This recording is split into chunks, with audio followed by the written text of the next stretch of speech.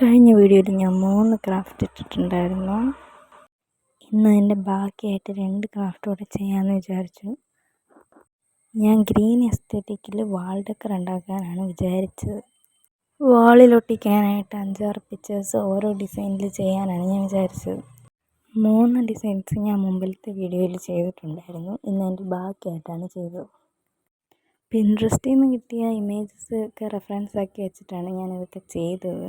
Green എസ്തറ്റിക്കിൽ ഒരു ഗേളിനെ വരച്ചിട്ട് അത് ആ വാൾ ഡെക്കറിൻ്റെ കൂടെ മാച്ചായിട്ട് വെക്കാമെന്നാണ് ഞാൻ വിചാരിച്ചത്. പക്ഷേ ഞാൻ എടുത്ത റെഫറൻസിനും ഞാൻ വരച്ച പിക്ചറിനും യാതൊരു ബന്ധമില്ലാത്ത രീതിയിലാണ് ശരിക്കും വന്നത്.